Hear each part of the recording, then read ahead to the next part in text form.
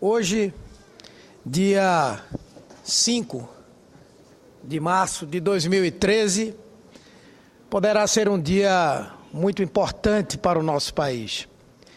Muito importante, principalmente, para estados e municípios brasileiros, que ao longo de toda a história desse país tiveram um tratamento por parte do Estado que aprofundou desigualdades, que criou e conservou iniquidades e que hoje, com o posicionamento do Congresso Nacional, nós poderemos dar substância bem maior a um processo de eliminação dessas iniquidades, de diminuição dessas desigualdades e de construção de um Brasil mais justo.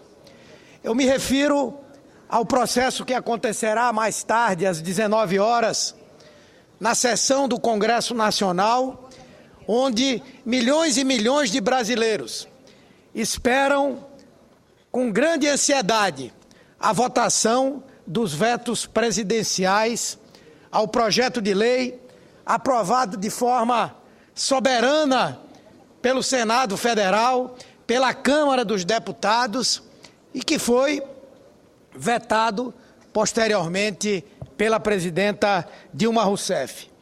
Nós temos absoluta certeza e convicção de que os parlamentares brasileiros haverão de garantir uma distribuição adequada, justa, equitativa daqueles bens, daquelas riquezas que não são propriedade e nem produção de algumas regiões ou estados ou municípios, mas que representam uma riqueza de todo o povo brasileiro e, portanto, de todos os entes da federação desse país. A derrubada dos vetos representa hoje, se acontecer e acontecerá, uma vitória não somente para os municípios ditos não confrontantes, mas para todo o país. Significa uma importante contribuição para a unidade nacional. Nós estamos falando da destinação de 100 bilhões de reais até o ano de 2020. Com a decisão que tomaremos mais tarde, poderemos corrigir um problema de concentração de riquezas no país e também a injustiça historicamente cometida com a maioria dos estados e municípios brasileiros que não têm acesso a tais benefícios. Hoje mesmo recebi correspondência da Associação Municipalista de Pernambuco, a AMUP, que nos solicita, como representante do estado de Pernambuco, que vote pela derrubada do veto. E ao final, uma mensagem reforça esse desejo. O petróleo é uma riqueza da nação brasileira. Com a queda dos vetos da presidenta Dilma, a lei dos royalties, voltamos então à proposta que foi democraticamente discutida no Senado, de autoria do senador Wellington Dias, relatada pelo senador Vital do Rego, e que altera a distribuição dos royalties e da participação do petróleo, da participação especial do petróleo no mar, inclusive nos campos já licitados. O projeto, da forma como havia sido aprovado, já dava uma demonstração da disposição da União em distribuir os recursos a que tem direito, já que ela teria a sua participação nos royalties reduzida de 30% para 20% já em 2012. Com a queda do veto, isso será possível. A arrecadação dos chamados estados confrontantes, por terem um litoral diante dos campos de petróleo, cairia de 26,25% para 20%. E a parte dos municípios confrontantes passaria de 26,25% para 17% nesse primeiro momento, para em 2020 chegar a 4%. Os municípios afetados pelas operações de embarque e desembarque terão também uma redução nas receitas de royalties de 8,75% para 2%. Mas, em contrapartida, estados e municípios não confrontantes, que representam a grande maioria do país, terão a sua parte ampliada de 8,75% para 40% até 2020. Significa que a riqueza brasileira, que anteriormente beneficiava poucos estados e com melhor desenvolvimento social e econômico, passam agora a difundir melhores condições de vida para todo o país. O texto que saiu do Congresso também prevê a redistribuição da participação especial, em que a União sai dos 50% que detém hoje para 42%.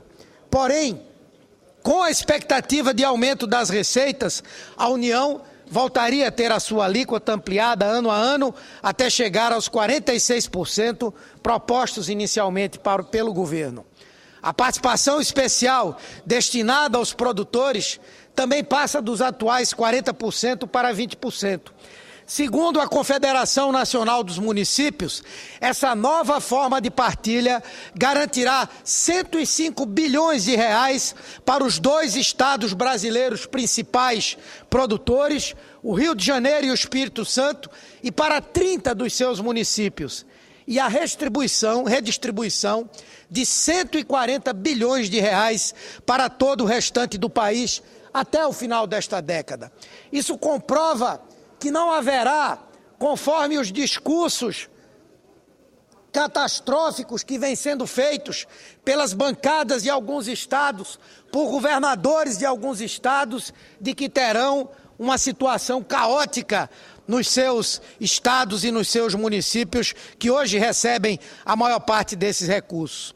Por outro lado, nós vamos ter, com toda certeza, o entendimento de que o cálculo passa a ser feito dessa redistribuição a partir daquilo que foi previamente definido em 2012. Portanto, já em 2013, nenhum dos estados que hoje detém a concentração desses recursos terão redução da sua arrecadação com royalties e com participação especial. E, por outro lado, como nós sabemos que teremos um crescimento importante na descoberta e na produção de novos poços, o crescimento, o desenvolvimento dessa área vai propiciar mais recursos, inclusive para estados e municípios que hoje concentram os royalties e a participação especial.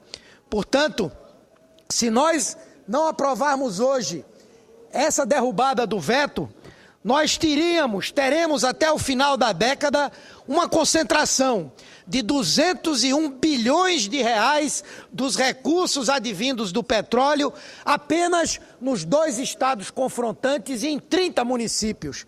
E tão somente 17 bilhões para todos os demais estados e municípios brasileiros.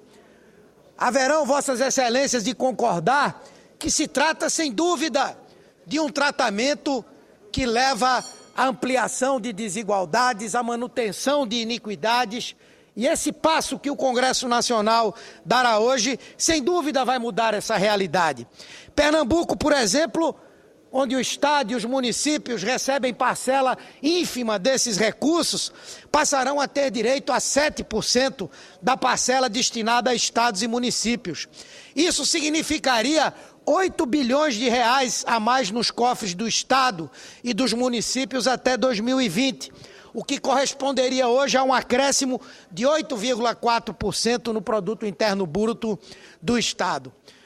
Portanto, nós que hoje falamos de uma riqueza que é da nação, estamos debatendo aquilo que é produzido e que continuará a ser produzido no mar, portanto, em terras da União, em áreas da União, e, portanto, recursos que devem ser objeto de uma distribuição equitativa, justa, correta para todos os estados brasileiros.